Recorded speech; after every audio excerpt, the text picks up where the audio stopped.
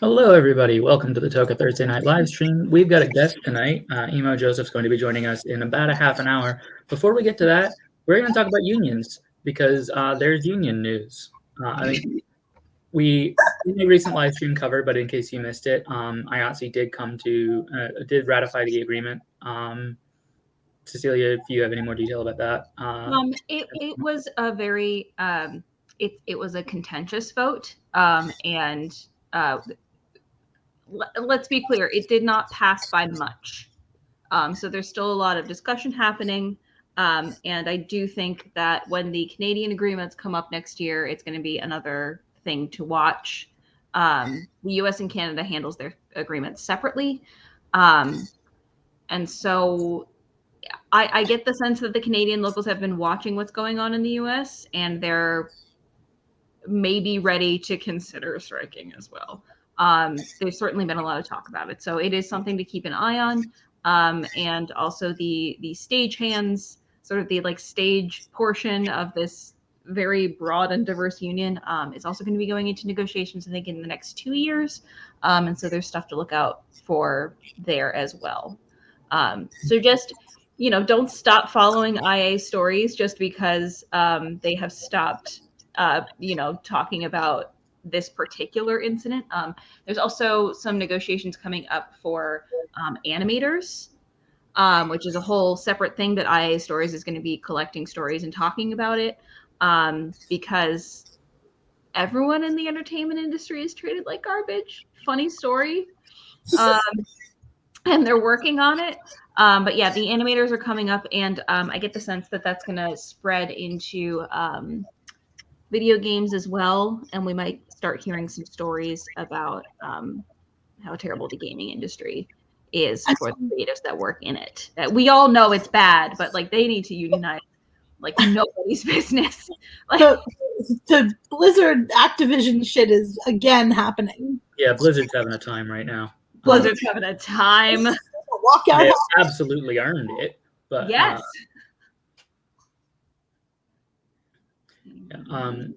So apart from IATSE, also the John Deere employees have reached an agreement. So I think of the major strikes that have been going on or have been potentially on the horizon, those two resolved. Kellogg's still not, I believe, not negotiating with the strikers, and currently in the process of attempting to sue the union because the picket lines are intimidating the scabs. I just don't have any words. When TX brought this up, I was like, it's fine. We can do a straight half hour on us making fun of the scabs. We can absolutely just Kellogg's sue us too. That's fine. The whole point of the picket line is to make the people crossing it feel bad. Yeah. It doesn't exist for fun. It's not fun to stand on a picket line and be standing outside in the cold yelling. It's not fun at all. It's there to make the people walking in who shouldn't be walking in feel bad. But they're like, oh, well, our little scabs just feel really terrible. We should help them. What will we do if we don't have our cereal? The plant must go on. Do you guys remember a few years ago when ICE employees kept doing interviews where they were complaining about how it was hard to do their jobs because people were making them feel bad for being ICE employees? Maybe you should feel bad. Have you considered that that's a valid feeling to have? Bad? Have you considered any other profession where you're not, treating people like they are people? People are being so mean to me just because I've chosen to do morally wrong things that harm my class. Yeah. Oh, people are lying to us about where these people we're looking for are, and they won't open their doors to us, and we can't legally kick them down. My job is so hard. My job is so hard. Family won't talk to me just because I destroy families for a living. Well, there is a Thanksgiving family meal top. Oh, Thank you, I've met so many Army recruiters in my life that complain about the same shit. Wait, was the Army recruiter one on TikTok? Because if so, I saw the same one this week. Oh my god! No, this is me talking about in real life. Oh no, there was an Army recruiter TikToker who was responding to someone who was basically like, "Hey, their No Nuance November was essentially Army recruiters are predators because they are. It's what they do is they prey on people who are looking for any way out, or people." They absolutely are. I 100% agree with that. I do also think it's worth noting that Army recruiters are often like first tour recruits who got sold the same lie, and they can be court-martialed for so much as not smiling when they are attempting to recruit. Correct. So, like, Army recruitment is an evil activity. Army recruiters, I think, in my mind, they get a little more moral wiggle room than ICE agents because they were like targeted by that predatory industry and are now forced to do the thing. So, like not all of them, and like the ones who do it twice. So here's the thing: it's the ones who do it twice where I'm like, okay, buddy. But here's the thing: it's not always first timers. A lot of times, it's people who have done multiple tours and they don't want to be an active like front line anymore, so they move them to recruitment. And the only reason I know this is because friend from the dude I call dad, the first person who will call out any recruiter he sees because that he served and he knows what it's like and he's met all of these people. And it's like a lot of them are choosing to do it because they've bought into everything about it and that's their entire identity. Yeah, and if you're on your second tour, no sympathy. But no, this dude was like making the claims that, well, you know, we give them a way out, and it's so they get free healthcare and free this and free that. And somebody responded to it, basically being like, if it was free, you wouldn't require them to put their literal lives on the line. They're paying for it. They're paying for it in labor. Hello. Hi, I'm so glad you're home. Also, just on the topic of military free healthcare, I know that this is kind of a nitpick, but they don't cover anesthetics because macho. Mm-hmm. I really shouldn't say anything. I have a friend in the military right now, and we have a deal that if she really wants it, I will marry her so that she can have that sweet, sweet off-base housing, and I can have that sweet, sweet government healthcare, and it'll be great. Adapt, improvise, overcome. Sir, this is not about you. Yeah. Well, because like the healthcare piece of it sucks because A, it takes forever, but also you're very limited on who you can go to for what you need, and God forbid you should need any kind of mental health. No, that's not allowed. Services like because A, it's far, and B, the waiting list is like 3 years long. As we all know, the military service never causes any mental health issues. It certainly hasn't been where several of the most significant diagnoses of the last 50 years have been invented. PTSD, never heard of it. It's fine. Oh, God. Okay, in other union news, now that we've gotten that out of our system, in other union news, We've covered the important point, which is scabs are like ICE employees. Yes. That was where we were originally. We're doing great. The important part of that is the Kellogg stuff is still going on, and I do believe Kellogg's employees are asking you to boycott Kellogg's products, which is a task. I'm trying to remember what. In that there's just like a lot of umbrella. Hi, I know, buddy. There's like a lot of like umbrella stuff underneath Kellogg's or affiliated with Kellogg's. But hi, we're having a time. General Mills is unaffiliated with Kellogg's. Yeah. So, yeah, if you find General Mills labeling, that's safe. Also, the generics are almost always safe. I've been eating a lot of Lucky Charms lately just because the boycott is a great excuse to buy Lucky Charms. You're like, I'm supporting the economy and the workers. Nice.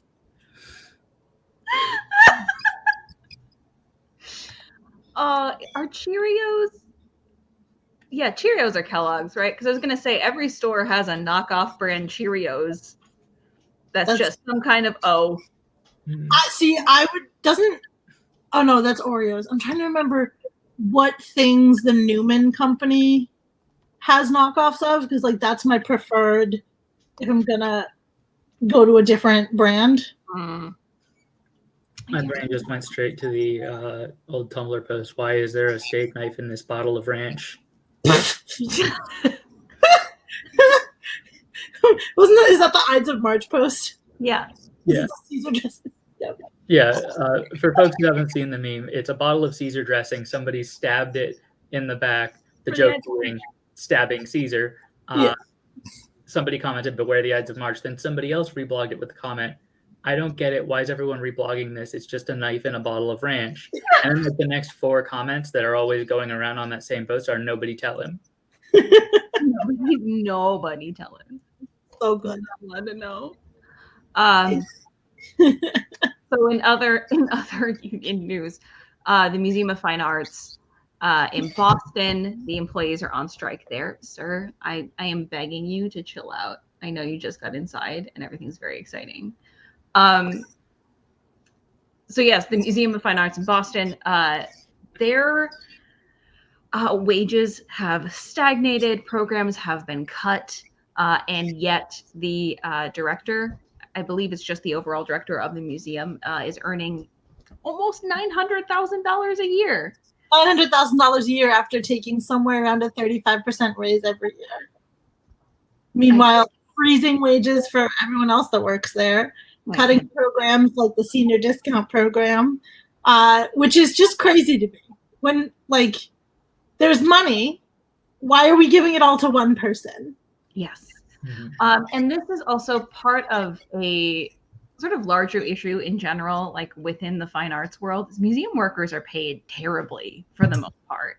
So the average MFA worker, the average after taxes that they're making is like $23,000 a year, which in Boston is so far below the poverty line, it's disgusting. Yeah. Because the thing to consider is a lot of these museums are in major cities where you need to be earning more money in order to just survive. Yep. I can't stand this shit. So this is like a long running problem. And actually there was a movement a couple of years ago now where a bunch of people from either the Met or MoMA got together and started a Google Doc. Just a Google sheet where they put in their position, how long they had been working at the museum and how much they were earning. And then suddenly we had the salaries of thousands of museum workers and they were all incredibly underpaid. But no one was necessarily talking about what was going on there and why they were underpaid and why their work was being undervalued. And that is a thing that did inspire a lot of museum workers to begin unionizing. And so it's good to see that it's still going on because I know they are still dramatically underpaid. As someone who works at an organization that gives grants to museums and other places like museums, I can attest that sometimes the line in the budget for salaries is very low. And it's very disappointing. It's one of those things where, like, I think the best comment that I've seen about it is Prestige doesn't pay the rent. No, it doesn't. And considering the average 2-bedroom apartment, like small 2-bedroom apartment in Boston is $2,300 a month, your entire salary is rent. That's so cute. That's so. What? Yes, Nick says that's not that much in that we are paying almost that for a 1-bedroom. First of all, you're in New York City. We're in Queens. All right, the rent is cheaper here. And a 2-bedroom apartment in Boston is like probably, first of all, what do you consider a bedroom? That is the eternal question in a lot of apartments in major cities is like, so what if the living room, right? Because I'd like to remind you that you've been in my house and you are aware that my roommate's bedroom is behind those double doors that are supposed to be part of the. Yeah. You've seen what I live in. I've been to your apartment. This is the I mean, this is like the constant thing of like the apartments that people can't afford are not necessarily apartments that are livable. Yeah. Not like long term. And there's like, you know, there's all kinds of sneaky things that they do, especially in New York City. They'll put up like temporary walls or false walls that don't actually meet the ceiling. So technically it's not like breaking any building codes. It's like, but these are the kind of places that you can afford when you are a museum worker and earning $23,000 whole dollars a year. I forget what it is at the Met, but I'm not going to lie to you, it's not much better. The last time I looked it up, it was something like 35 or 36,000. And they don't really provide much health insurance either. They're paying into their health insurance. So I don't know what the health insurance situation is for the MFA. It's not good. I'm sure it exists, but I'm sure it's terrible because this is Massachusetts and we've had the whole everybody needs to be on some sort of health plan since before 2000. So I just remembered that TikTok that was going around a while ago of that one apartment in New York that was a 3-bedroom where each bedroom was accessed by going through the previous bedroom. Yes, I hate that. I hate stacking bedrooms. It's like the bathroom in the middle of the night. Sorry, I know you're dead asleep, but I gotta go. Oh, you're changing? Sucks to be you. Oh, you're having someone over? You're having someone over? Good luck with that privacy, bruh. When we were looking for apartments, Nick and I did look at an apartment where for some reason the bedroom was behind like double French doors. And to get into the kitchen, you had to go through the bedroom. Yeah. And we were like, so should we change? Could we change where the bed? Could we put the bedroom in but then you're coming in the front door and you're in the bedroom? Our only option was either you have to walk through the bedroom to get to the kitchen or you open the front door into the bedroom. Whatever you would prefer. Anyway, that's why we didn't choose that apartment. You know? Good move. It was a smart move. It was a smart move. And it was in Brooklyn, and honestly, I don't care for it. I'm tired. There's not enough trains. No. Can't do it. I just remember looking from James Acaster's most recent comedy special, which, by the way, if you haven't seen it, it's available on Vimeo for like $14 or something, and it's definitely worth it. But he talked about an apartment he had in London that had a frosted glass sliding door for the bedroom. Why? That just gives me like because there wasn't room in the apartment for a door to open into. Mm-hmm. Yeah. One of the houses Nick and I looked at, it was a barn door because it's like fashionable to have the barn doors now, but it was into the bathroom, and it's because there was not room for a door to open for the bathroom. And we were like, interesting. Why are there 3 doors crammed into this one corner so one of them doesn't have room to open? That feels like an architectural flaw, and like we're going to find more of those as we go through the house. I mean, we have, when you come into my apartment, there's like the laundry room door, the door into the actual apartment, and then the basement door. You can only open one at a time. No choices. They all open out into that like 3x3 little front space. I hate it. We took all of the closet doors off in our apartment because none of them are well placed. But also, like, what do you need a door for in a closet? Alice has all of them just like screwed together by the hinges in her room as like a privacy screen. I mean, that works. I don't have we had another person living here and they made up the wall that made the living room into another bedroom. I mean, so my bedroom legally does not count as a bedroom because it does not have a closet. Is that the legal definition of bedroom? In most Depends on where you live. Yeah. So my closet is actually in the living room, and it doesn't have a door. It has that like weird plasticky like accordion thing that supposedly you can pull across, except the lock doesn't work. So I've just duct taped it open because it's a pain in the ass to keep like pushing it out of the way. You're an innovator. I did convince my mother that brisket is a better option than turkey this year for Thanksgiving. First of all, no one's gonna body check you to get the last butterball when you're trying to get a brisket. This is what I'm saying. Also, to be clear, when we do Nick's family's Thanksgiving, there is always a brisket option. There's also a turkey. There is also a fish, and usually some kind of vegetarian option, because unfortunately everyone in Nick's family has different dietary needs, and they're just trying to be accommodating in the most like Long Island Jewish way possible, of like, instead of making one thing that could give everyone, we're going to make 4 things and have way too much food. Listen, part of Jewish culture is it's just feeding people. Like, there is not a single Jewish grandmother's home that you will go into where they won't immediately try to force food on you. That's the point. Because you're too skinny and you need to eat. Okay, so I do 100% recognize that there are many very specific food-related traditions in Judaism. But also, are there any cultures for which eating is not a part? I feel like that's a thing that's pretty, like, I feel like all of the cultures that didn't have any eating in their culture died.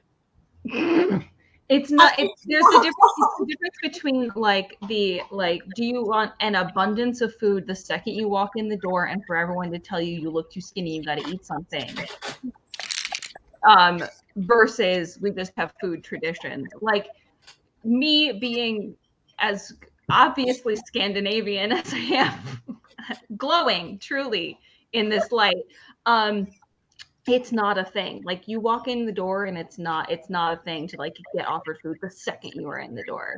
Mm-hmm. That's not. But in every single one of my Italian friends' houses, everyone's Nona was on me all the time because I was very skinny in high school and they were worried about me. She's so tall and she's so little.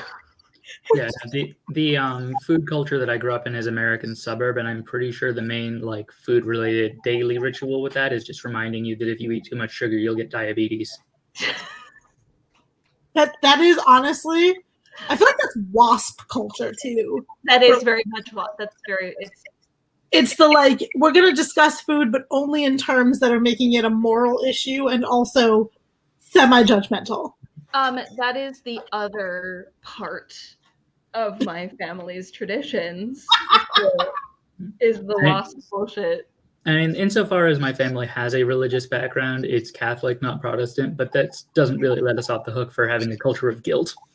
Yeah. I mean, to be fair, Jews also have a culture of guilt, but it's less built into like, you should feel bad about the things you do, and more, you should feel bad because you don't talk to your grandparents enough.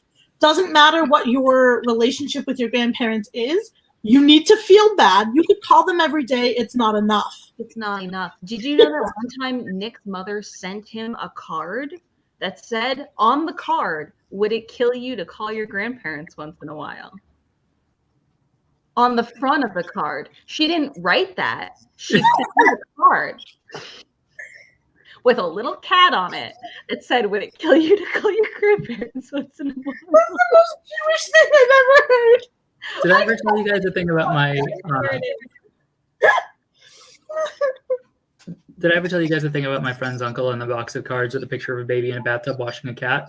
Yes. I think so. I think you did, because it was just the most like strange choice. It's the best choice I've ever heard. I mean, it's such an incredibly good story. It's not even my family, and I tell that story every chance I get. That's brilliant. Oh. Yeah, we're also like, this is a general note. We are heading into the holidays of all kinds. And so next Thursday we will not be here because it is Thanksgiving. Just as a like, hello, welcome to housekeeping notes. We won't be here next Thursday because of Thanksgiving. And then I think we are also taking like a New Year's break. Yes, please. I'm not going to be here. I'm going to be in Chicago. I know. I mean, we all said, like, because Halloween was on a Sunday, we were like, so we're not having a meeting today, right? It's Halloween. We're like, Never heard of that. Yeah, no, my exact words are, you guys can meet if you want to, but I'm not working on Gay Christmas. It is Gay Christmas. I don't know what Gay Christmas is.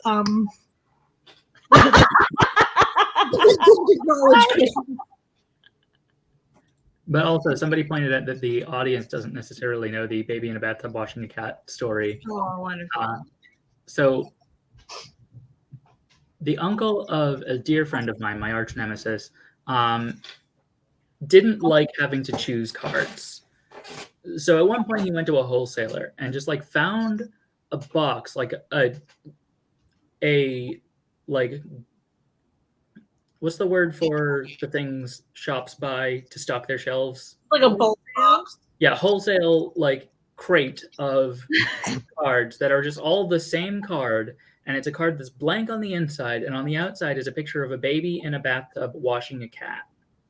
And for every occasion, under all circumstances, when he needed to give somebody a card, he would give them that card, and we would have written in it, "Weddings are like a baby in a bathtub washing a cat." Or, "Illness is like a baby in a bathtub washing a cat." Or, "Birthdays are like a baby in a bathtub washing a cat." I don't know for sure that this is true, but I do hope that at some point he gave the card, "Funerals are like a baby in a bathtub washing a cat." Oh, fingers fucking crossed.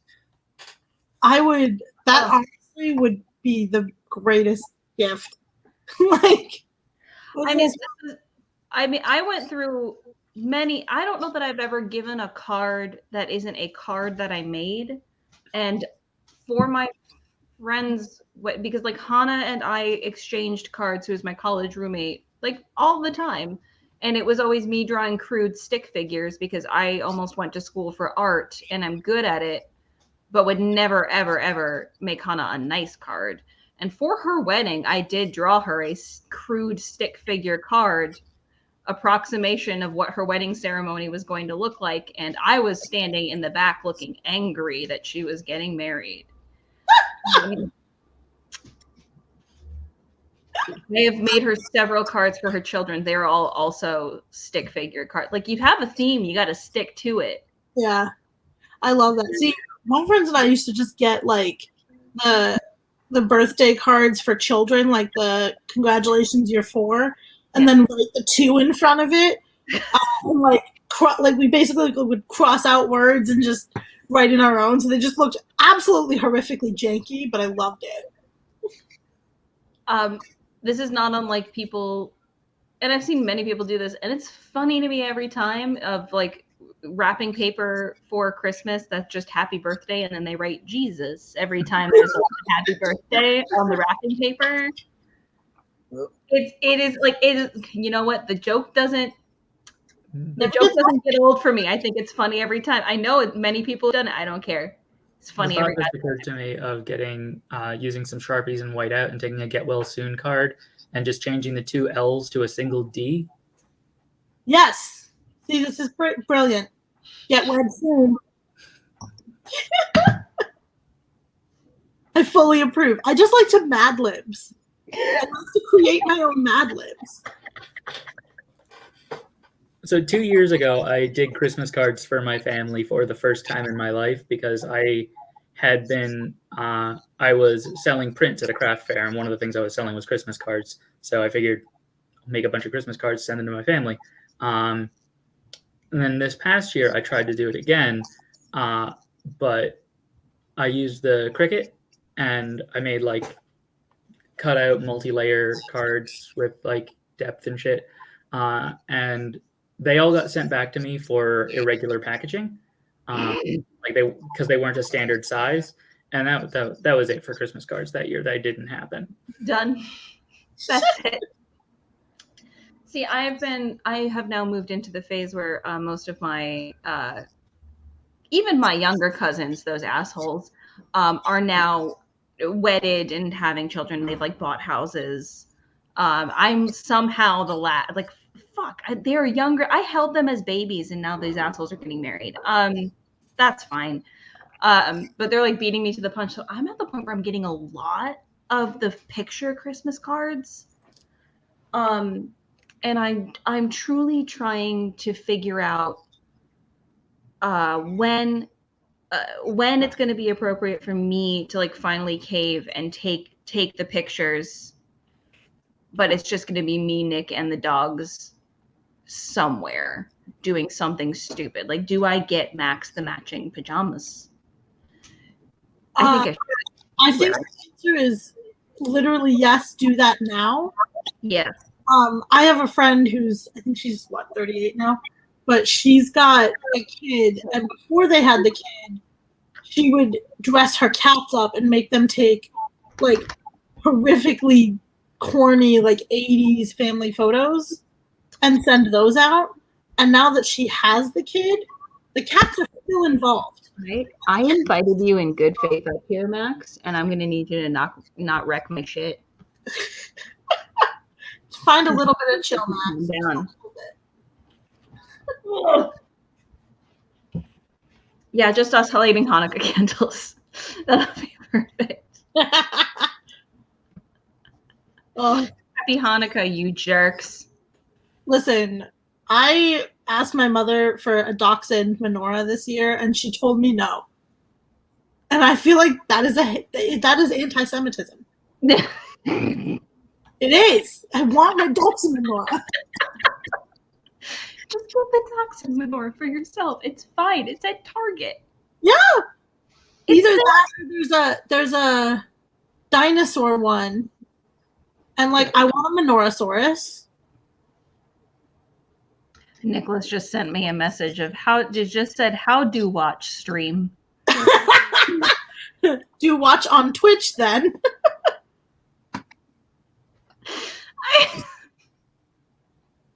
I'm trying so hard. I'm trying so hard to like keep it together and be business.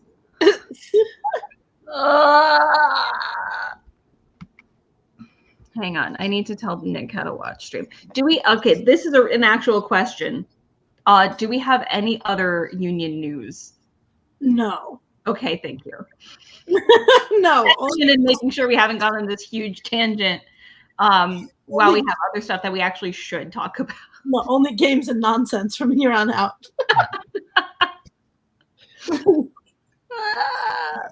Discord. Oh, you should totally make yourself a dino candelabra. Like, dinosaurs make everything better. I'm telling you, Menorahsaurus, dino candelabra. We do have a T-Rex tree topper for our Christmas tree. Perfect. It's not an actual tree topper. It's a cardboard tree topper that I carved a little hole into and painted silver. Listen, even T-Rexes need Jesus, okay? All right, so just an update. I have not yet heard from Joseph. So Cecilia, I don't know if you're in touch at all, but Chicken. He was at rehearsal, and so it would make sense if he's running a few minutes late. But let me. Yeah. I was about to be like, rehearsal for what? And then I was like, wait a minute. You do be in a band. And he is coming late today specifically because he had something right before this. So, like, that it is 5 minutes past and he said he was going to be here is not an emergency. He sent me a message 2 minutes ago that says be there soon. Okay, cool. Yeah. Yeah, we're good. Yeah, we were like, yeah, we can absolutely accommodate you like having a job outside of TikTok. That's like smart. Mm-hmm. That's what we advocate other people do. Okay, now I need to pull up my TikTok live again. Okay, we're good. We're here. All my things up. Listen, I'm doing my best. I'm running a whole streaming center that I have to break down at the end of the night every night that I use it, and I keep it in my little nightstand. It is definitely really nice just to have this set up all the time. Yeah, I bet it is. I recently made a separate login, like a separate Windows profile on this computer, so that I could have an installation of OBS that's like got the vertical video settings, so that I can just use that to record TikToks. Listen, I am the most like my laptop is sitting on a paint set, a box I found, a bunch of Crayola stuff, and 2 large books. Everyone's setup is legitimate and good. I've also got, you know, that like scene overlay that I made. Yeah. Let me see if I can find it. Where did I? You guys can go ahead and keep talking while I'm looking for the file. I can't talk and listen. No, we're just gonna stare at you, and it's gonna add to the pressure of you needing to find that file immediately. Yes. All right, cool. Well, I'm going to continue discussing the fact that you're doing that in order to, provide some entertainment. Also, not dissimilar to when we played Blather Round, and occasionally I just start saying TX is last, TX is last, TX is last, because that doesn't fuck anybody up ever at all. No. Ow. I mean, sometimes when we play Blather Round, I get so distracted that I forget to put in a sentence for Blather Round. And it doesn't make anyone angry, ever. No one gets mad. We don't get mad. I just yell a little bit, and then we're done. It's not out of anger. It's mostly just like, you do produce sentences for a living, right? Don't tell my bosses that. They might expect me to do work.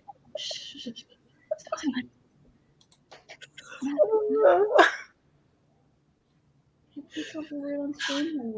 At work, we're doing we do like a calendar exchange for the holidays where everybody buys the most ridiculous 12-month calendar they can find, and then we Yankee swap. Oh, that's honestly kind of cute. Well, so like a couple years ago, there were 3 nuns having fun calendars. Yes.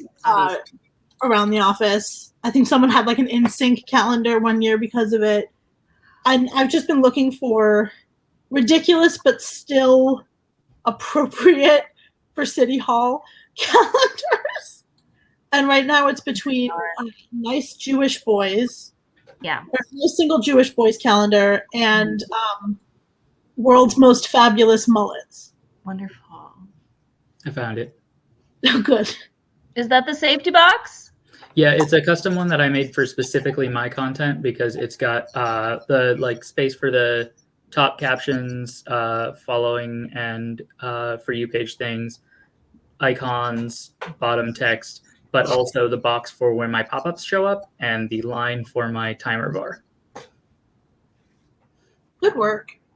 And I recently found out that when you're using OBS, you can open a like one of your scenes as a projector in another window so that you can be looking at it and see how your scene looks with that scene up, even though that's not the scene you're actually streaming or recording. So I can just like have this open and on screen so that I can like see exactly whether I'm in the safe area while I am actually recording the like correct footage that doesn't have the overlay on it. Nice. What I do is I sit in my room and I hold my phone in my shaky little hands and I say things at it until like it sounds right to me. And then everyone tells me like, hey, by the way, you put that caption too low. And I'm like, TikTok fucking did that. That wasn't me. None of this is ever me. Also, Ginger Blivet, yes, if you Google that, you will find the calendar. Ashta, if you're in regular OBS and you right-click a scene,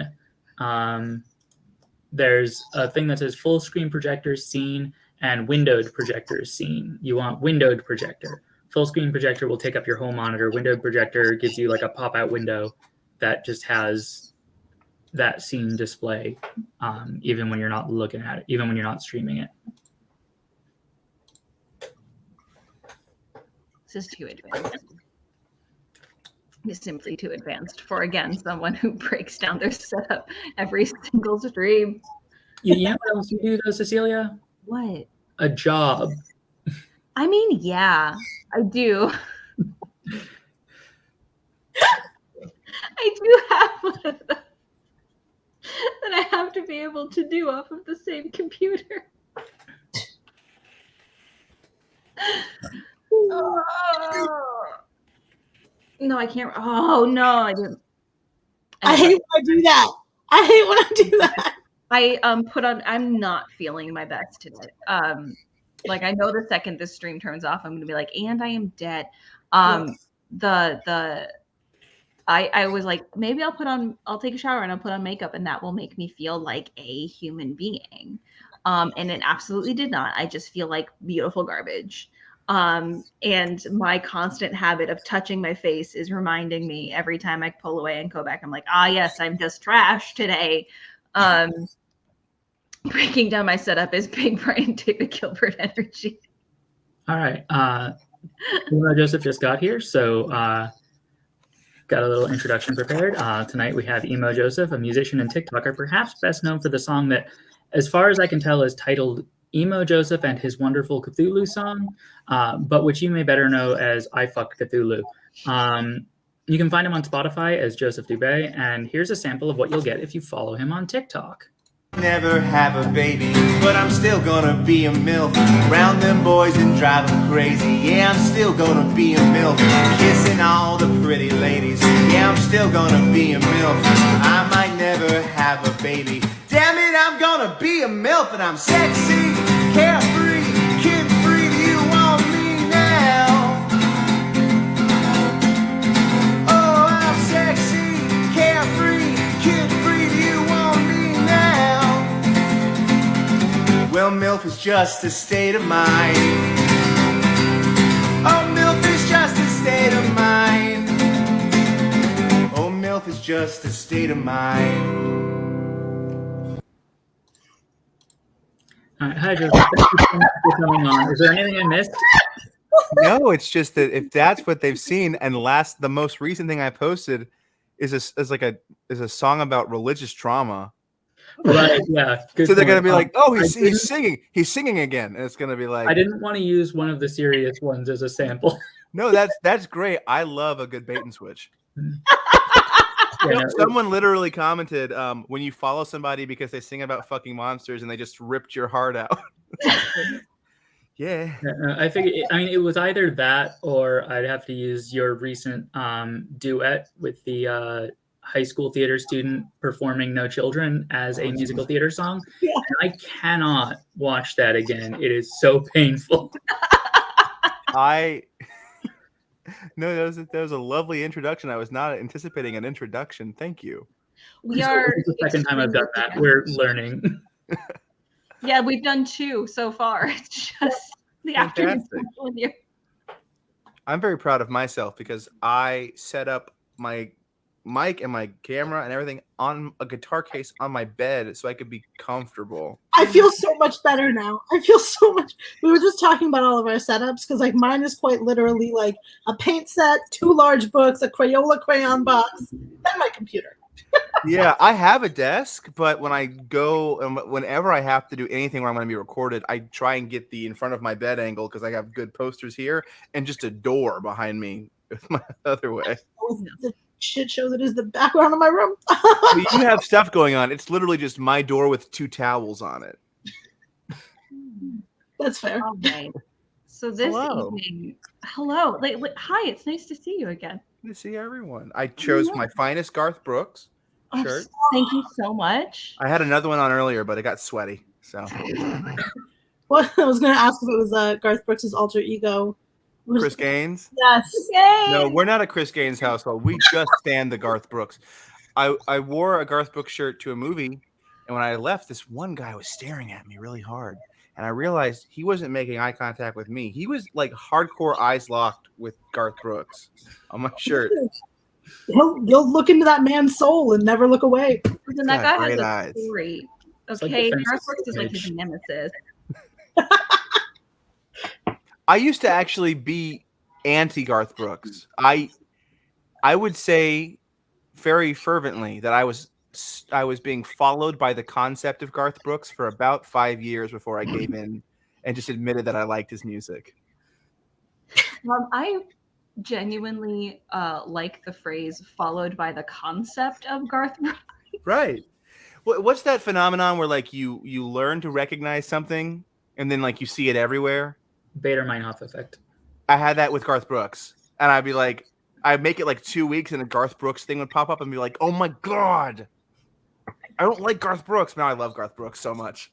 Meanwhile, I spent my whole life thinking I knew what Garth Brooks looked like, and then he was on TV for like some presidential something or other, and I realized that I did not understand what Garth Brooks looked like this whole time.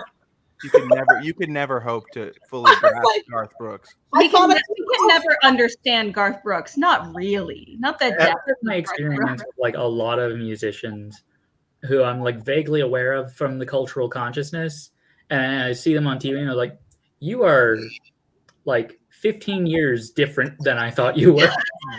Right. That's true. I think like my brain was like, yes, Garth Brooks from like the late 90s. Yeah. Right, yeah. Eldritch horror, Garth Brooks. Yeah. Oh god. Okay, Micah, what are we playing this evening? We have Geek Out this evening again, so essentially just it's very much just here's a category, see if you can name stuff, and then we get off track with the things we name. It's all pop culture references. We love it. It's fun. There's I also don't know a game anything about pop culture. Micah says I'm not allowed to play that for a while. Listen, you're not allowed to play the dead game anymore because you hurt me too bad. It was my fault for bringing up the song "The Way" as like my favorite song about death. Oh. And then we learned the actual of it, which was sadder. Yeah, because it turns out it's not necessarily a song about death. It's about a missing persons case. Two elderly people who were both suffering from dementia and who just disappeared one day. And the song was written after the news broke about that story, within the 2 weeks before their bodies were found. And the bassist of the band who wrote it was specifically trying to write a song that described the most optimistic possible idea of what could be happening to those people. Wow. So yeah, TLDR, TX is not allowed to play that game anymore. It got too existential, and now we can't do that. They were trying to go to I think a bluegrass festival that's 15 miles from their house, and they were found 2 states over 300 miles away from home. You gotta wait till all the news is done before you write a song about something. Or at least before you release the song. Are you sure about that? Because it's their one hit, and they are still like a band that is touring. That's fair, and I'm not famous, so I don't know what I'm saying. And they also specifically have said that they don't hate that song. Like, they are not one of those bands who hates their one hit. Yeah. Wow. But since we are talking about music, we can start off with songs about the end of the world.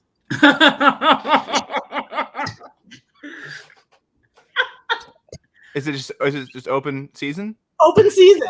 End of the World as We Know It by REM. Yeah. Do we count "We Didn't Start the Fire" as a song about the end of the world? I was thinking about that, but that's not really about the end of the world so much as it's just about all the shitty things that have already happened. Fair. That's fair. Are not all songs written in late capitalism songs about the end? I swear to Don't God. do this today. Don't do this today. Wow. That's a heavy one. That's like, wow. I mean, I don't disagree with you. Is the problem. Oh, no. There's, okay, I don't remember the name, but there's a 4-song rock opera by Ludo, and in the 3rd song, he does go so far into the future that he's at the end of the world. This is true. What's it called? I don't know. Bride. But I don't know what the individual songs are called. Yeah. Yeah. Oh, I don't know the name of this song or the name of the artist, but it's a TikTok meme. And that it turns out it's about Donald Trump and Margaret Thatcher. Yes. Oh, yeah. What? Atom Bomb. What? Oh, girl, it's you that I lie with. That's not, so it'd be like, oh, girl, it's you that I lie with as the atom bomb walks in. walks in. It's about them having a one-night stand after causing the apocalypse by initiating a nuclear war. I saw a TikTok claiming that, and I was like, "Oh, this is some Tumblr bullshit." Like, we're back on that. I had this idea about it, and my headcanon is true. Then I Googled it, and the dude who wrote the song explains that interpretation as being his original intent in interviews. I didn't need this. I'm so glad that he was like, let's just fucking go. Can I swear? I'm so sorry. Can I say the cuss words?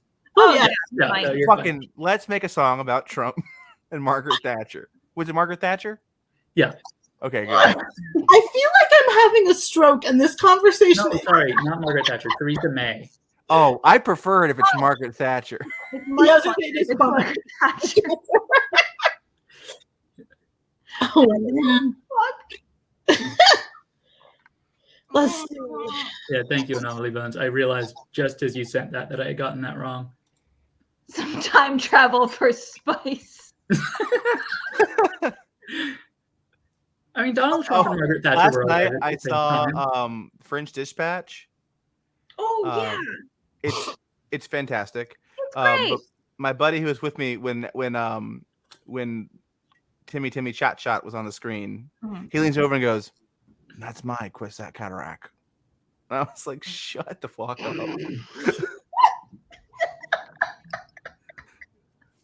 Do not Dune this. I love Dune, but come on.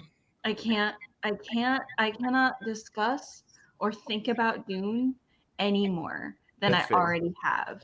I have thought so heavily about Dune because I have a partner who will say things like, Dune isn't convoluted.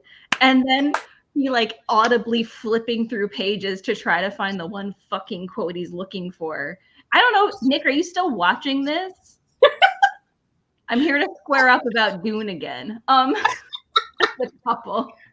Part of me like wants Nick to just start like being in the comments so I can actively just address him instead of telling you things to tell him. Okay.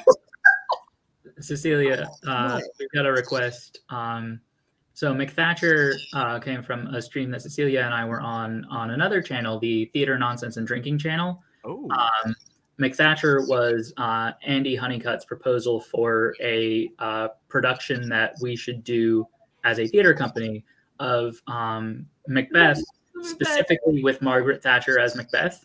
Oh Here's my the God. thing. It's one of the best theater show proposals that I've ever seen. That's outstanding. Brilliant.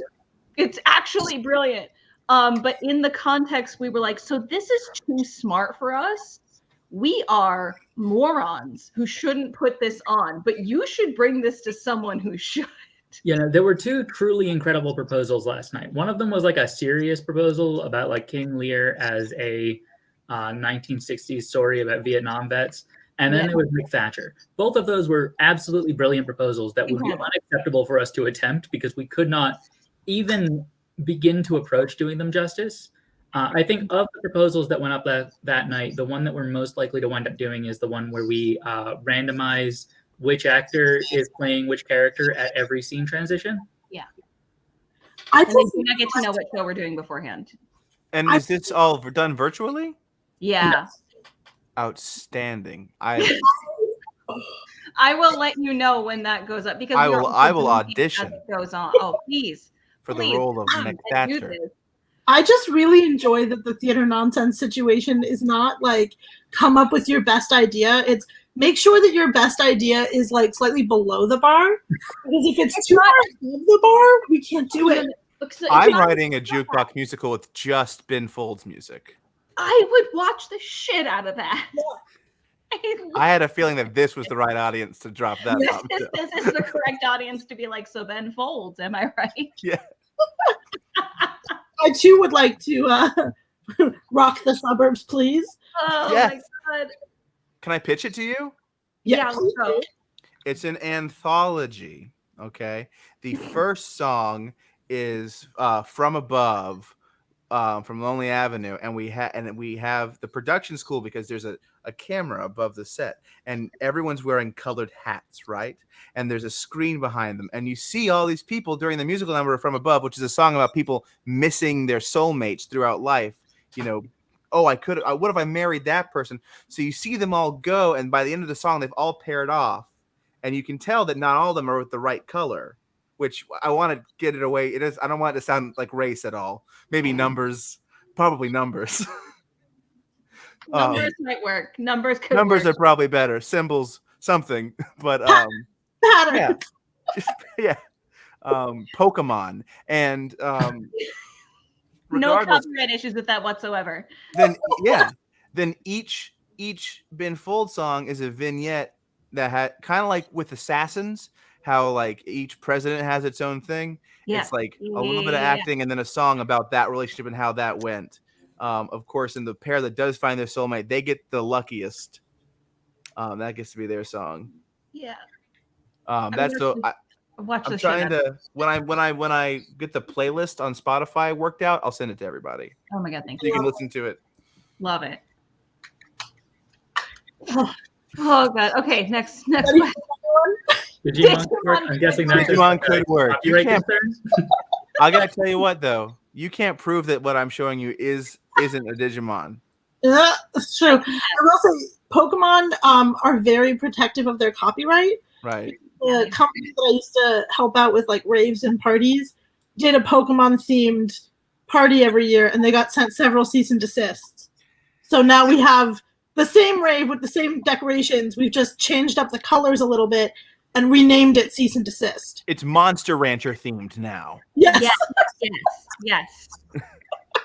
It's fine. This is such a great safe space for my references. Oh my god. Yeah, we're here for you. This is why we're here. All right. My band is with people that I've known my whole life almost, and like I'll drop stuff and they're just like, man, where the fuck do you live? Like, Clearly not in the late 90s, early 2000s record. yeah. I stopped growing up at a certain point because of trauma, and here I am. Here we are. Right. Next. All right, we're moving on to TV shows now. Okay. So there are television shows in which a puppet appears as a character. Sesame Street. Community. Muppets. Yep. Was it Gullah Gullah Island? Oh my god. Yes. Yeah, they filmed that where I live. Yeah. There's that one episode of Angel where Angel's a puppet. That's true. There's an episode of 30 Rock where we see that Kenneth sees everyone as Muppet characters. Is there not also an episode of Scrubs? There's probably a Scrubs episode. There has to be. I'm just assuming. I feel like I've seen it. Yeah. Yeah. Oh, what the fuck? I'll count Rowdy as a puppet. Yeah. He's a character. Mr. Rogers' Neighborhood. Yeah. Zaboomafoo. Oh yeah. Yeah. Farscape. I can't. That show makes me so annoyed because there's Skeksis from Dark Crystal that just reuse them for Farscape. Yes. Question. I went to. Oh, go ahead. What? Does the Muppet Babies count? It's animated. Animated. They're not. Right, but they are puppets. They're animated No. They have versions legs. of puppets. They have legs. So And does they are Muppets. walking around not controlled by a hand. They would have to animate the arms. Yeah. Have any of y'all been to the puppet museums in New York and Atlanta? No. Puppet Museum in New York? Yes, the Museum of Puppetry. What the fuck? You I've just never blew been there. Wait. So I went to the one in Atlanta, and it's 80% Jim Henson, Yeah.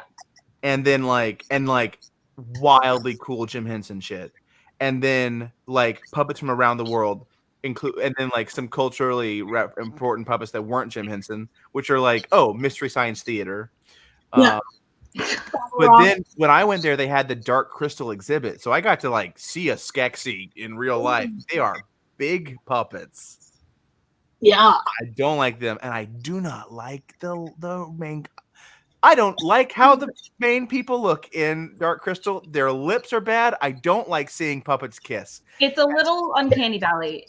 It's not great. It's there isn't. Okay, so I looked it up. There's no museum of puppetry in New York. Okay, When you go to the Museum of the Moving Image, there's a huge permanent Jim Henson exhibit that's okay. where you can go stand next to David Bowie's costume in Labyrinth. Right. and you can just like look at it and be like, I'm taller than you. Okay, well, if you're ever in Atlanta, that's where the Puppet Museum is. Yeah, I want to go really bad. That It's seems wonderful. The last trip I took before COVID. I'm proud of that. That's good. Yeah. The last thing I did before COVID was go see Cats 2019. Oh, the last thing I did before COVID, like movie I saw was Sonic the Hedgehog. Oh fuck! I saw that. What was that single shot war movie that was really good? Dunkirk. 1912 or 1913. Oh, that one. I saw that and I was like, great movie. And then a week later, I was like, time to see Sonic. I'm sure I'll see another movie in a month. Gotta see the movie that was bullied into being different. Honestly, I love the power. I didn't hate it. Do you know how often Nick comes to me and tells me, you ever think about how Sonic was the top grossing superhero movie of 2020? And I'm proud to have contributed to that. I feel like Nick is just consistently trying to give you so much psychic damage. Is Sonic a superhero movie? Technically, it counts. I feel like video Do game you not movies view are Sonic as a hero? When you look it up, like under the categories of like movie box office gross, it counts under that category, and technically it was the Okay, but that feels like residual prejudice from everybody hating the Super Mario Brothers movie. No, because you have to remember, Sonic was also a TV show. yeah. I And a comic.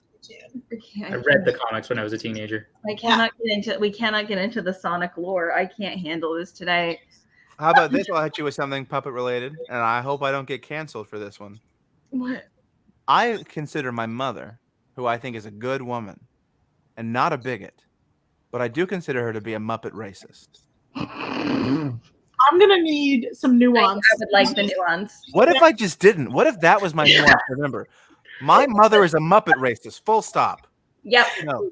It is the November of no nuance. I'm gonna need some nuance. No. My It really makes a lot mom- of sense to bring No Nuance November specifically to Twitch, a long form media style.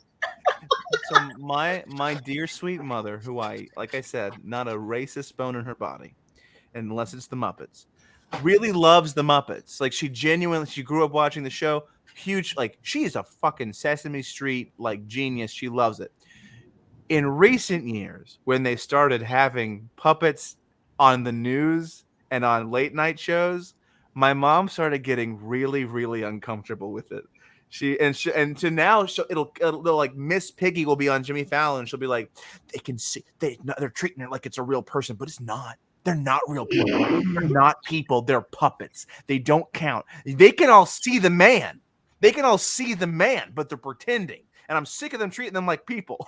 I'm like, Mom. I really hope she doesn't watch The Voice because there was one episode where it was Kermit. We don't watch The Voice. Oh, Yeah, good. That was Masked Singer. Or whatever. They all. My mother would have torn down this country if she had seen that live. Oh my God. That would have been her 13th reason to kill everyone. The only puppet appearance That's the on villain origin TV story. or the only Muppet appearance on late night TV that I can remember was Kermit on, I think, Colbert. And Colbert asked him what's the difference between a Muppet and a puppet, and Kermit said that a puppet is a felt or otherwise like manipulated prop for like a kind of performance, whereas I am an actual talking frog. Yeah. Yeah. Those are my favorite. As a Kermit, as someone who is regularly like just watching everything be on fire around them, and just like dealing with it in a way, I like appearances of Kermit the Frog specifically in things that are not the Muppets make me so excited and happy that like I'm like opposite your mom. I'm like, Yeah. Kermit deserves so many. You're a Muppet ally. All the time. I'm a Muppet ally. Oh, thank you. Thank you so much.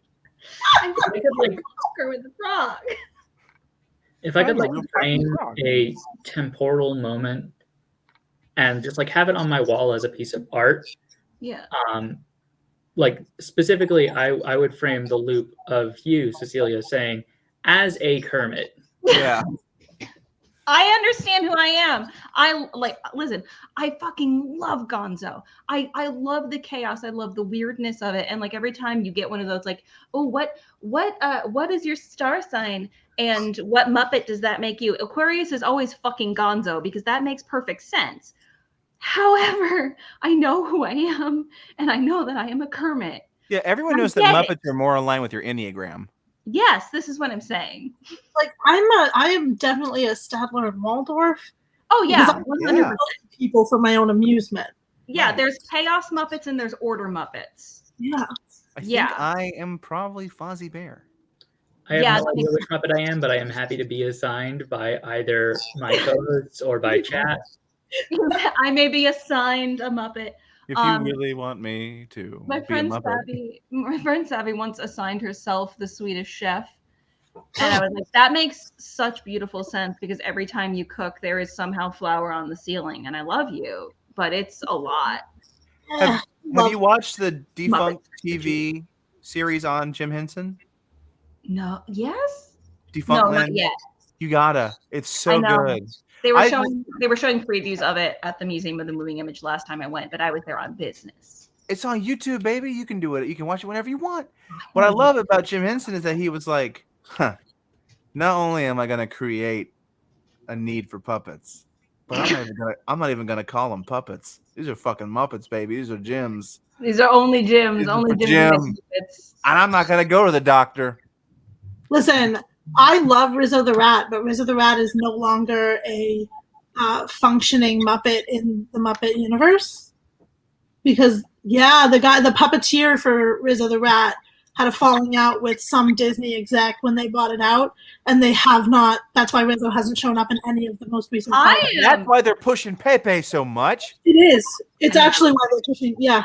It's I why was maybe a little insulted about that, but now that I know that Rizzo is specifically the boycotting Disney ownership Muppet, I am 100% down. I'm giving you, for sure. TX, that makes so much good sense. Rizzo. I appreciate the assessment of TX's Rizzo specifically because, like, in Muppet Christmas Carol, Rizzo's whole deal is to like look out at the camera and be like, "What are you looking at? Who are you talking to? What is this for?" Consistently breaking the fourth wall. You're not Charles Dickens. You are my friend Gonzo. How did we get here? Rizzo is such a good character that like I wanted to say, well, I'm Rizzo, but I'm not as cool as Rizzo. No, I love Rizzo. I have the charisma of Fozzie Bear, and it's charming, but it's sad. It's sad. Why is he making so many jokes? Because he's sad. He's sad. He's sad. I think the Muppets thrive when they are not when they're allowed to be for adults. Oh, yeah. 100%. It's always the best. Oh, look, Nick is in the chat. Hello, Nicholas.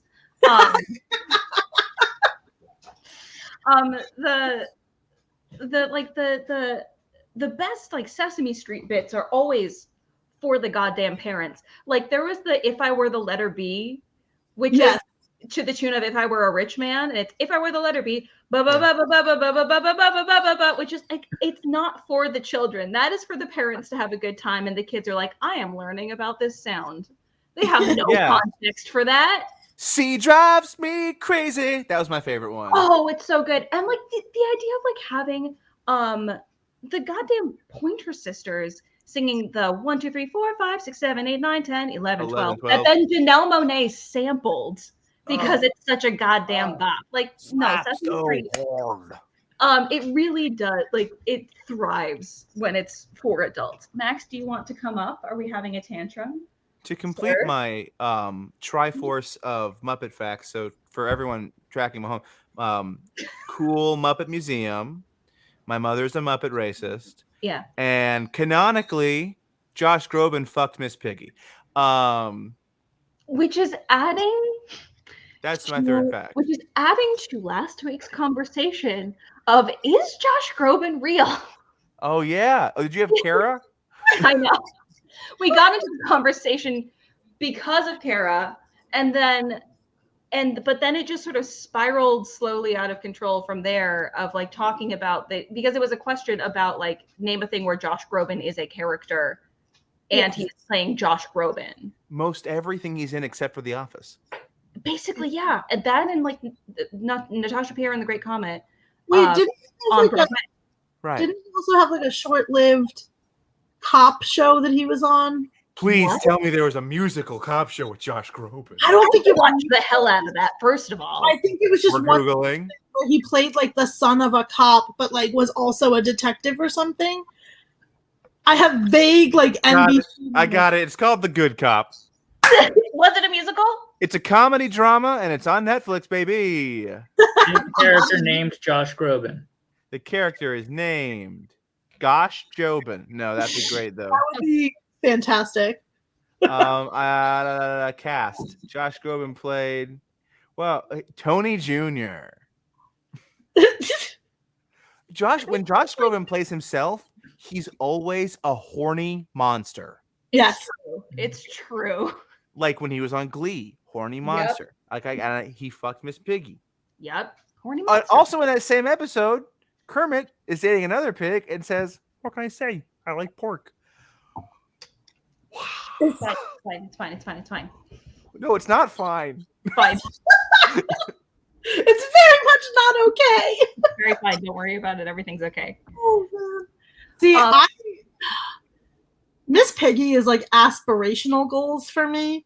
I want that confidence. I want that. Like, I already have the I'll fight anybody for any reason, but like so Miss Piggy in her wedding dress is at the Museum of the Moving Image, and there's like all of their notes about Miss Piggy. And like there are so many things about like, you know, like has the confidence and the style of Dolly Parton, but none of the social grace. Like, and that's like, it's so like the notes on her are really, really fun to read. My dogs are begging for water. They have put their foot in the empty water bowl so many times, so I have to do this now. Can we move on to the next topic before we start really more Josh Groban? Yeah. I also put my foot in water bowls when I need anything. I just put my foot on it. just every single time. Yeah, I'm an obstinate motherfucker. It's a good system. Just have like variously labeled water bowls all over your floor. Oh, this one, I mean, since we're talking about dogs, this one is dogs with names that are on TV. So just famous dogs. Spudge McKenzie. Lassie. Cheddar from Brooklyn Nine-Nine. Dog with a blog dog. Oh, yeah. Blue from Clues.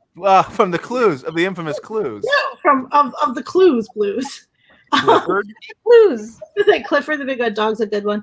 Astro, the Jetsons dog. Oh, yeah. Wishbone, the best dog. Wishbone, the fucking best dog. Scooby-Doo. Best dog. No, Yeah. we can't get back into We can't talk about Scooby-Doo. Scooby-Doo because of last week. I Scooby-Doo. reminded everybody that No. of Cartoon Network in 2000, and then stepped down, even though he was elected president again in 2004. Wow. I won't get into a Scooby deep dive, but I could Scooby-Doo that. I mean, like the Hanna-Barbera cinematic universe is a My like favorite thing. the wildest. Oh yeah, Courage. Courage. Oh, yeah. Oh my God, that show is so good. So That show is absolutely nuts, but I love it. Return the Slab. it really should not have been for children. I don't know why they were like, we want to give the children some like weird existential dread. It has the same vibes as like Invader Zim or like Oh, yeah. that kind of thing. Speaking of cartoons in that time, understood what world they were preparing millennials for. They had some kind of future sight. They were like, these kids are going to have to deal with maybe the apocalypse and at least financial collapses in their lifetime. Courage the Cowardly Dog. Everything is terrifying. Yeah. Ed, Ed, and Eddie. Everyone's out to scam you. Yep. Invader Zim. Be fucking careful. Things are gonna go south quick, and you're gonna feel like an outsider, and you probably are one. Jimmy Neutron. Become an engineer, otherwise you won't have a job. Speaking of which, Goddard. Yeah. Oh, And if we're gonna go with Goddard, then we also have to include K9. Please, yes. nice. From the Doctor Who verse. Yes. That's the blueprint. I felt I don't know if I made a video about this or not. I think I tried to, but then I was so embarrassed. Maybe I did. I knew Gallifreyan was the right answer to something. Oh, when they revealed the new Ant-Man and the Wasp Oh yeah, Quantumanium it thing. really does. It looks like Gallifreyan. It's It specifically looks like circular Gallifreyan. Yeah, and I just went, what is this fucking? And in my own personal life, to myself, I went, what is this, Gallifreyan? And then I thought, that's probably not a real word. And then I looked it up. I was like, God fucking damn it! I knew it. Why is this I'm- still in my brain in 2012? I only like Doctor Who to date a girl. No, it's in your brain forever. It's in my stuck brain, there it's now. in my You did blood. that to yourself. Did you know that circular Gallifreyan is not actually like properly codified and copywritten? So you can make whatever you want with circular Gallifreyan on it, and the BBC. I know. Yep. My sister's a big Whovie, and I used to just buy her Gallifreyan shit off Etsy all the time.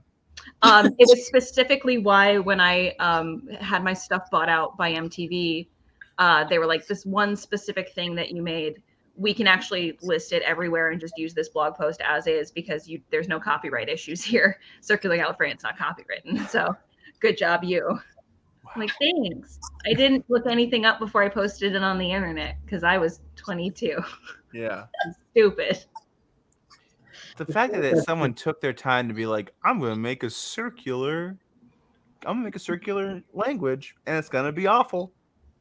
It's gonna be hard to look at.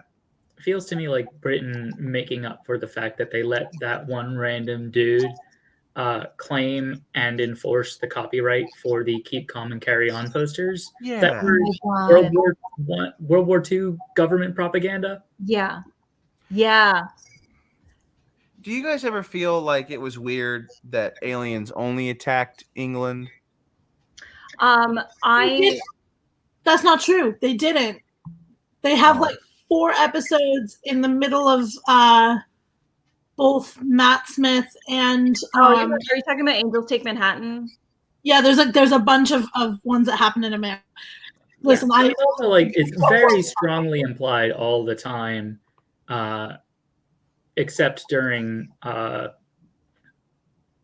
Tennant's run, that there's a lot of stuff going on in Doctor Who that doesn't show up on camera. Yeah. And as a British TV show, you might reasonably assume that they curate which adventures to show based on popular interest. Well, please know that I will not be examining all of the American-centric sci-fi. I will only be making rash, angry comments about how Doctor Who should have gone somewhere else.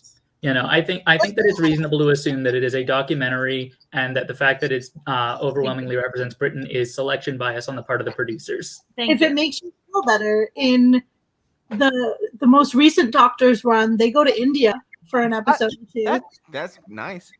Like, I'm glad they're going other places. It's good. Can I put y'all on the spot? Yeah. Starting with TX, favorite Doctor and dream cast for Regeneration. Go. Favorite Doctor, Tennant. Dream cast for Regeneration. Give me a. Come back to me. Okay, we'll go around favorite, and then we'll go around Dreamcast.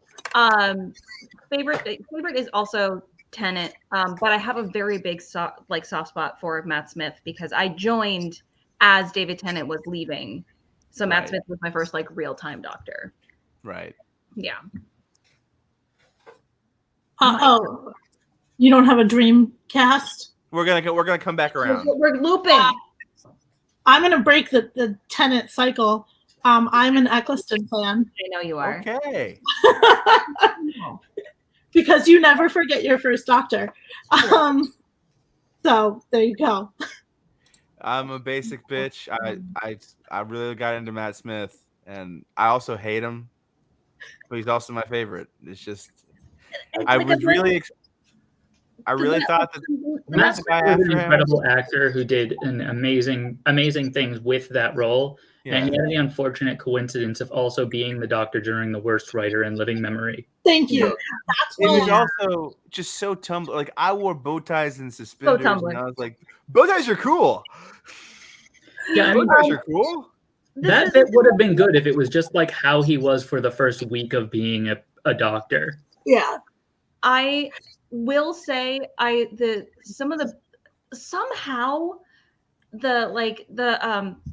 Pandorica, the 2 Pandorica episodes. Oh yeah. Are really tightly written and actually pretty good.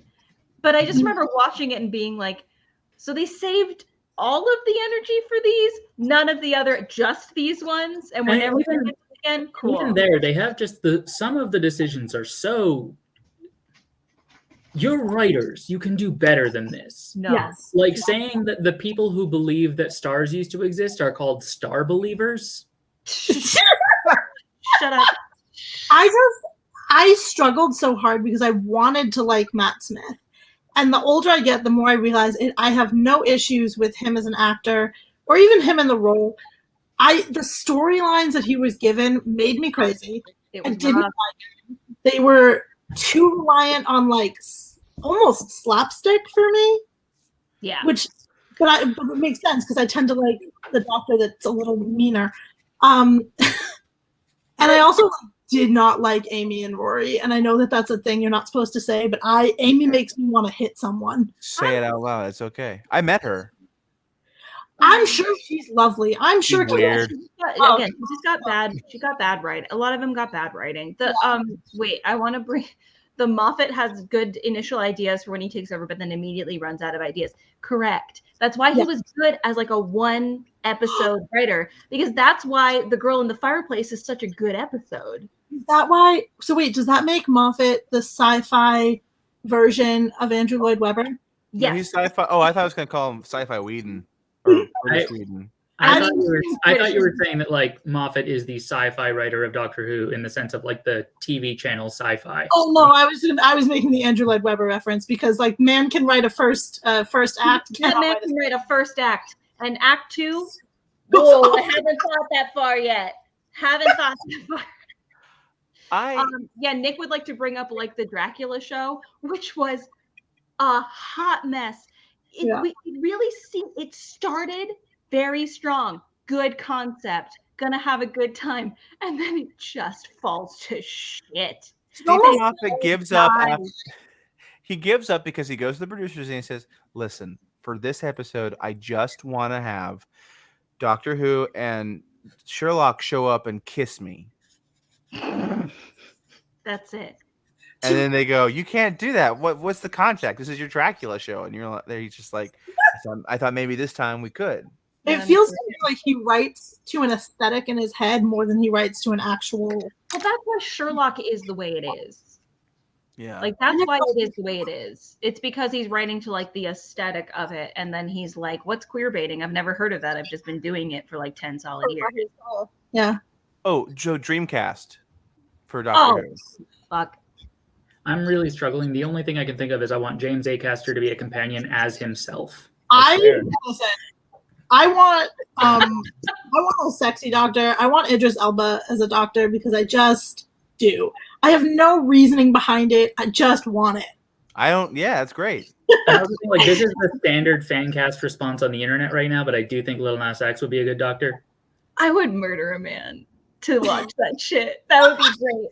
I have a constant thing of I do not ever want to be the doctor to be someone that I can fucking name. I don't want to recognize that person. I don't want to know that person from shit.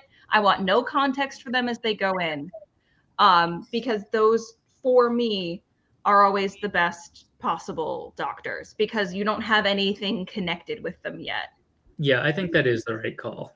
I agree. And also Richard Ayoade. Right. No, he's somebody I really want him to be just like a major character actor for a specific multi-episode arc. That's that like, kind of like a Catherine Tate companion. Could have been. I met Catherine Tate. She is the sweetest woman in the world. I would absolutely die. Donna is the best companion, and I was at a convention and I paid her for an autograph. I said, "My mom and I fucking bonded so hard over you as Donna and your show, the Catherine Tate show." She said, "Then why are you just getting to?" Then she was like, "Well, then let me give you another autograph for your mom, just for free," which is very kind. I mean, ultimately, it's just a headshot that she writes her name on. So, what is it really worth? But sentimentally, she's very sweet. Yeah, she just seems like I love her. I love her so much. She's a genuinely good person, I believe. Tom Kenny as well. Met him that same weekend. Nice. All Tom right. Kenny for Doctor Who. There we go. Right. Next question. I think it's probably going to be video, but yeah. My very first thought for a new Doctor was Ben Whishaw. Then I just realized I just wanted another skinny British twink. Stop. Don't it. we all? No, you don't. No, I know, I'm You don't kidding. need another skinny British twink as the Doctor. Listen, Yeah, I don't. Entirely unnecessary. It would just be another David Tennant. Like, I think it'd be cool if maybe they'd finally, cast a person who isn't white. yeah, Perhaps. Do you think? That would be- It took them so long to do a woman. yeah, And and now because of how long it took them and the ratings are starting to sink, everything is like, well, if it hadn't been a woman, it's like, no. You waited too many seasons Yeah. with bad writers to finally give us a lady doctor. and they also had let Stephen Moffat run this show for too long. They tested the waters because they were like, "Oh, the bad Time Lord is a woman now, so maybe anybody else." But they didn't need to do that. They've already established that that the Doctor had been a woman in the past. Yeah. Listen, I have to say though, I would not trade the Missy episodes for anything. I would. Yeah. Fucking well. No, we all love her. We all love her. Yeah, she's great. But I just wish that they had brought her in without it having to be like a litmus test for. Maybe we can. Maybe Yeah. we could. Sorry, I'm trying to find a good one. I mean, we got to Doctor Who from the one about dogs. So I know. honestly- We're doing This is very true. the game. Ugh, yeah, but some of these are just not fun. Question: Oh, here we go. TikTokers for the Doctor Who fan cast. I Oh, don't want to do that. I refuse. Iron Sanctuary for Doctor Who. I think Nikhil Clayton as Doctor Who. The dude who does the Addams Family in Gotham series. Yeah. I volunteer for companion. Yeah. I will. Can I be have sex with that more. alien? No? Yes? Great. There we go. We're gonna need a new Captain Jack type person anyway. It'll be cool. That's what I'm saying. I'll do it.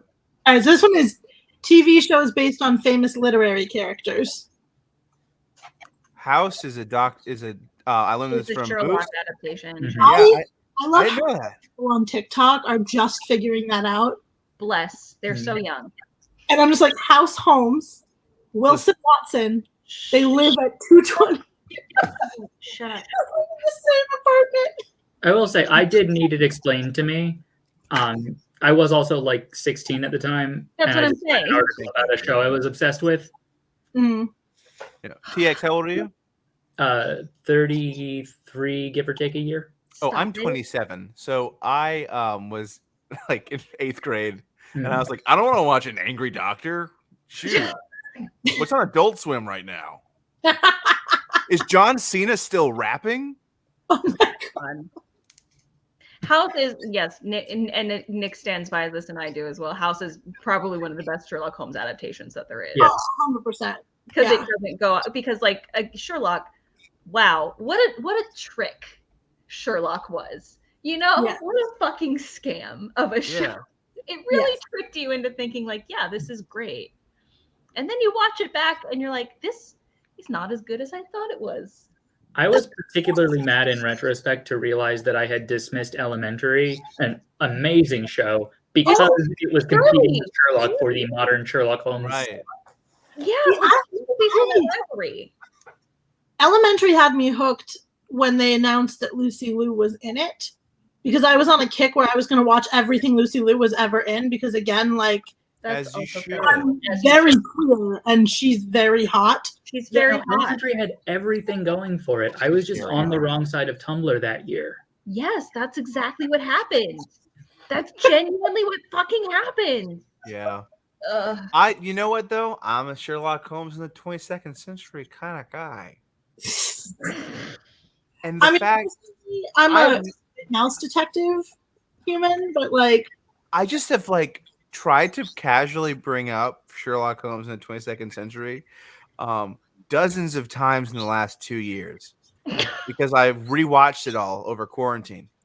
And I would be like my friends and I were like, oh, iconic theme songs. And I was like, yeah, like Sherlock Holmes in the 22nd century. And they're like, what the fuck? Did you all not watch that when you were at the beach with your family in the summer?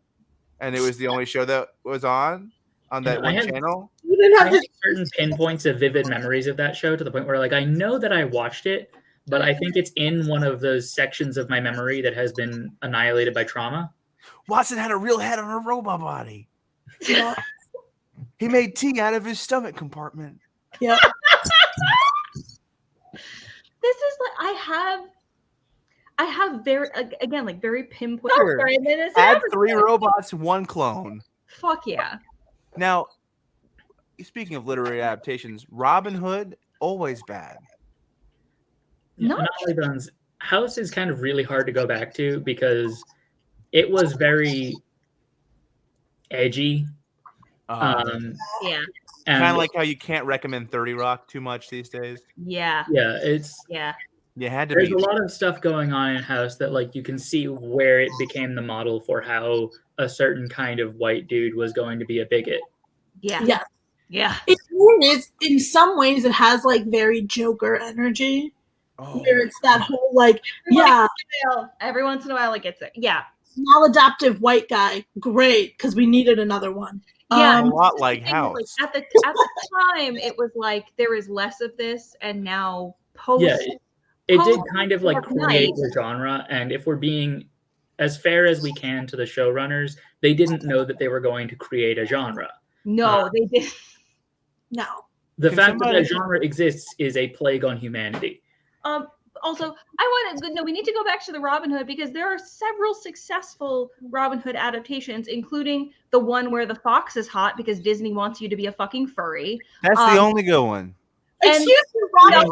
Robin Hood Men in Tights is an immaculate. Okay, sorry. I'm so sorry. I don't count that as a Robin Hood adaptation because it's just such a good quality thing that I'm always like, oh yeah, it's Robin Hood. And also, the episode of Next Gen where Q puts them into Robin Hood, also immaculate.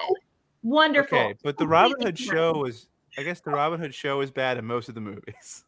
Did you guys see the Wishbone. gritty? Good. Okay, Wishbone, and we didn't talk about Wishbone enough earlier. Oh, And I'll take it back to Wishbone. If you want to talk about literary adaptations, we should just be talking about Wishbone. We should talk about Wishbone. Would you care to talk about Wishbone's Odyssey, which was a game that you could buy for your PC that I beat several times obsessively?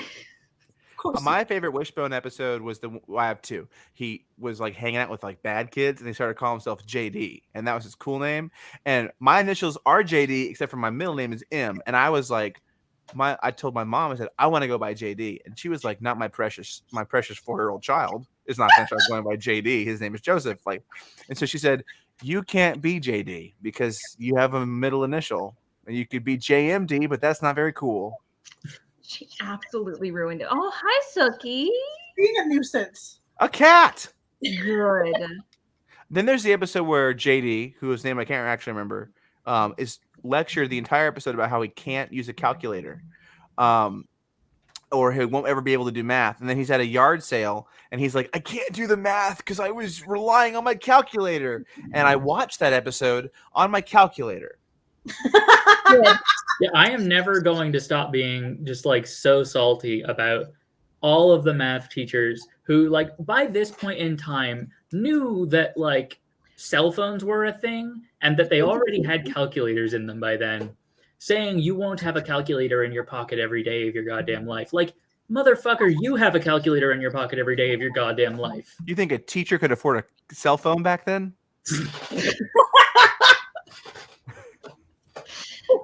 Yeah, every time I have to do math at work and for TOCA, I'm like, fuck you, Miss Sheldon. Like, every time I do it, every time I have to do math in real life, I get so fucking angry I understand. about one, having to do the math, and 2, the fact that like I can have a calculator wherever and whenever I want.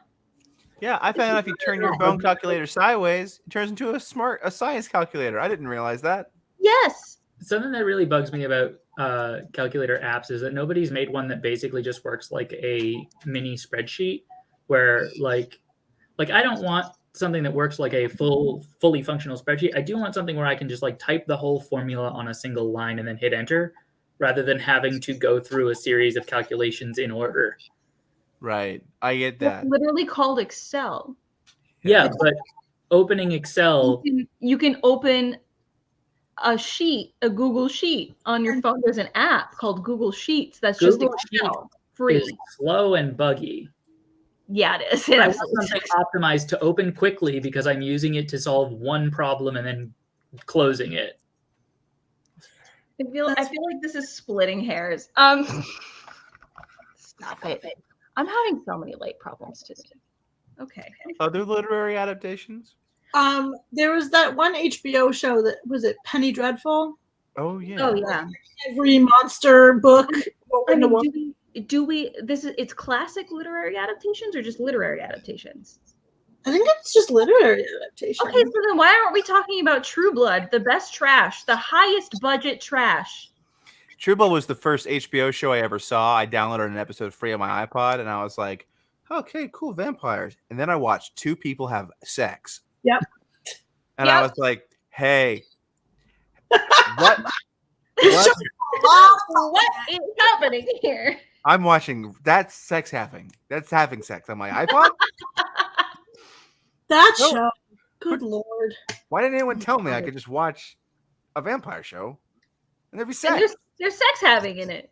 Mom, Dad, it's not porn, it's HBO. All vampires do is bite each other and have sex. So really, they're just like having I mean, sex. this is the thing that I will always hand True Blood is like, is it like campy? Yes, but it's like the essential nature of vampires in it is correct. All they are doing is fucking and sucking blood. That's all they want to do. And like, let's be fair. If you could live forever and just be like extremely sexy, Yeah. sounds great.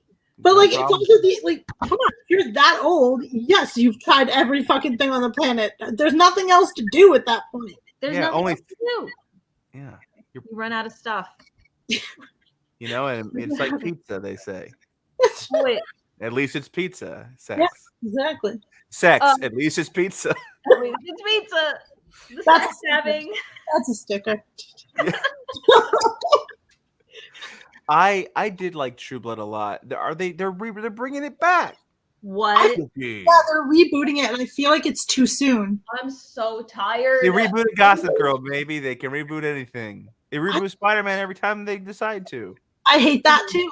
I hate that. Like, it's one thing if you want to remake Probably about to do it again. 30 years out for a new generation. I can't do. I love Spinderman so fucking much. I don't know that I can take another Spinderman. As a Queens resident, Spider-Man is like our dude. I love him, but like how many? The only It's that I'm interested in is Miles Morales anymore. I was Why gonna would they say, just do a Miles Morales movie?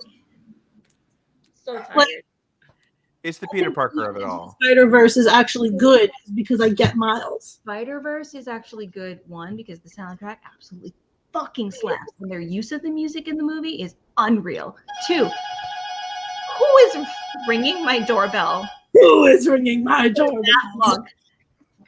Sir? Nicholas? You're in the chat. He's saying not me. So,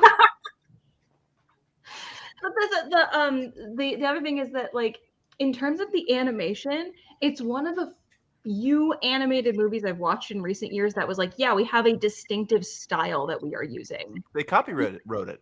It looks so good. Anyway, Spider-Verse is that Spider-Man movie. Yeah, Spider-Verse, arguably best superhero movie. Spider-Verse, very close to best superhero movie, especially in recent history. I'm just gonna call it Spider-Verse, best movie ever made. All right, here we are. Spider-Verse. All the Oscars, let's go. I think it's just like my buddy and I have been talking about the fact that everything they're doing with Peter Parker right now would have made more sense if they were doing it with Miles Morales, because Peter Parker works better as an adult now, and the generation that we live in needs not Peter Parker. Yes. It's true. Like, Part of my like whole thing that like the reason that I love Spider-Verse so much is that millennial Gen Z relationship between Peter V. Parker being like, I am so tired, Yeah. but I am so proud of you, buddy. Oh, Like, Peter P. Parker, best Peter Parker we've ever had. Peter V. Parker as a broken, sad, extremely tired man in sweatpants, best fucking Peter Parker. Yes. Oh, Most except for that moment in Spider-Man 2, 3, where Tobey Maguire is just like wearing all black and Oh, like that's true. Yeah, we emo. don't speak That's of the funniest Spider-Man shit. 3 where he's dancing down the road like a fucking. yeah, I that's the funniest shit I've ever seen. It was the Yeah. dumbest choice they could have made. Hear me out. Maybe the secret of Spider-Man No Way Home is not that we're getting Tobey Maguire and Andrew Garfield, but that it's just the portals are going to open and just Jake Johnson and emo Peter Parker from Spider-Man 3 come out. And Jake Johnson's like, why am I here?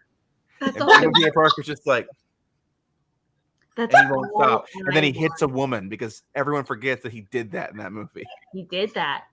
He just straight hits Mary All I Jane. want. All Yeah. I want. It was an alien inside my shirt. Oh, It just amplifies who you really are.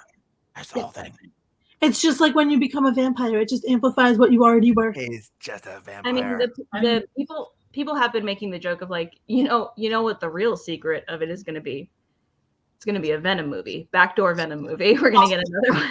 Explain to you how much I love Venom, because it's just the entire premise of Venom's relationship with with its host is just, I love it so much because it's the quintessential thing that could kill you, but is it's nice to you, specifically you. Everyone else can get fucked. I enjoy thinking about the lives of the special effects artists who have been doing all this fucking piss poor editing and poster making for this movie. Like there's in the trailer, there's like 80% of an arm that they just couldn't get away because there's too many poles around it to fully block it out. It's fine. I took a course on computer applications in high school, and we had this whole like 2-month-long unit on Photoshop, and there were a couple of assignments that were literally impossible. Right. And the whole point of the assignment was to teach you that just because you have Photoshop doesn't mean that you can remove anything from any picture. That's so smart. Oh my god. Terribly frustrated. I think they should have called it Spider-Man Oops All Goblins, and it's just all the Green Goblins they've ever had. All the Green Goblins. We Every got single the Green Goblin coming in from the left. Yeah. all goblins. Honestly, the next James phase Franco of the Marvel Goblin comes in and they just Cinematic be like, not Universe you. All series. What? The next phase of the Marvel Cinematic Universe should just be the Oops All series. Take Honestly. the goofiest villain from every character's backlog and just do 8 of them. Yep. Yep. Finally. Truly. Finally. What we deserve. Friends style sitcom where all the villains just have to live together and do regular roommate things. Nicholas, Yeah, what that's is that? No, okay, so that is Avengers Tower fanfic from 2012 to 2015. That Literally exists immediately where my brain went. 3.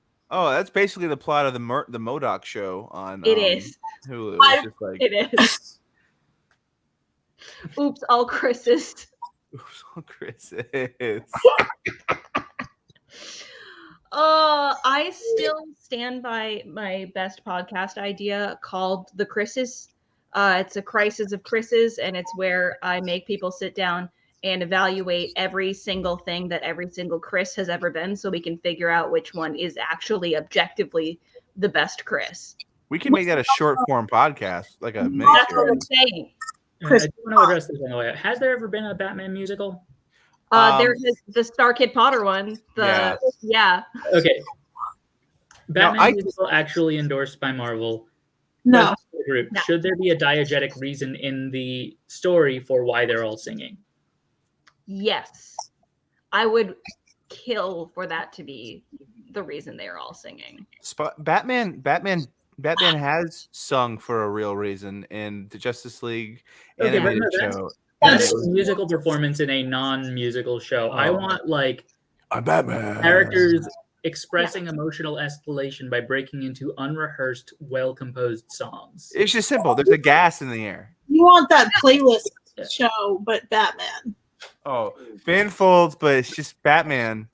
Ben Yeah. Folds is as musical Batman. Original songs. It's I a want music from original above. songs. See, Joe, there are so many like reasons, and it's just like it's always going to be like a gas that someone has released, and now everyone is singing. We put music in the water. There's Honestly, music that's in the water. probably a super villain. Alfred, don't drink that. The There's Buffy music in the water. crossover, and we've resummoned that one demon. There's probably Oh, an yeah. existing Batman villain that does this. It's me, the Songmeister. Now you I must sing your song. No, technically yes. The Mad Hatter, because of what like the way that his whole shtick works, could absolutely make that happen. That's So super what true. you are telling me is that there is the potential to create media in which there's like a Harley Ivy will they Yes. won't they love duet, and Yes. I haven't been given it. They did a musical Supergirl episode, Did That they? doesn't- Oh yeah, of course they did. and there was a gas Because I it's on the believe. CW. You Yeah, have and if you're because on the Grant CW, Gustin was you have Grant to Gustin do was on legally Glee. obligated to do a musical episode. right. Question Yeah. about the Superman properties on the CW. Is there a kryptonite that makes you sing? No. Oh, no! Listen. Gay though. Yes. Well, but in Smallville, the plot, and I'm so sorry to be a white man yelling at any woman Please, or anyone about. No, let me tell you about kryptonite. Let me tell you about it. No, but remember in Smallville where the bad guys were all just like, that guy was by some bugs when the kryptonite was near him, and now he's a bug guy because of the kryptonite. So I've never yeah, seen Smallville. the kryptonite in Smallville was like could have done anything. Oh, mild-mannered Joseph Dubé was listening to the radio when a kryptonite was near him, and now he's the Songmeister. I just like hang I- on. No, wait. I need to interrupt immediately because I have been given information by the chat. There was a musical episode of The Flash. Yeah, that's why it says Flash Supergirl. Music Meister was a real person. Music Meister played by Darren fucking Chris. Oh yeah. All right, that sounds like the note we should go out on. EmoJoseph, do you have anything you want to plug on your way out? Just make sure you're following all these wonderful people, and thank you to TOCA for being a great thing, and follow me on Instagram at Joseph Dubé Music. That's really my biggest thing, is trying to put some people on Instagram, because TikTok is a hellscape that keeps banning me. there No is. problem. Just drop your Beacons page in chat. Thank you. Also, if you want to support what TOCA is doing, we have a Patreon where you can back us and help us. Just why not? I need to set a command that actually says Patreon, because I keep typing Patreon. The command is support. Listen, Michael, thank you for sharing the Discord. We also have a Discord server where you can join if you want to be in the loop on what TOCA is figuring out about what the fuck is going on TikTok all the time. and a quick note before we go out, and because I get the sense that pretty much everybody here is in the Discord server, but with the Kyle Rittenhouse verdict likely to come out soon, we are likely to see suppression around that, and we are actively trying to gather information about any suppression that happens when that happens. So we will keep you updated on that, but please be on the lookout, and please be ready to just screenshot shit. Please take so many screenshots. If you're not, We have a report section on our website where you can go and report these things. if you're not sure, That section in chat right now. Thank you. All right. Thank you all so much for coming. This was a blast. Have a good night. Bye. Night. Night.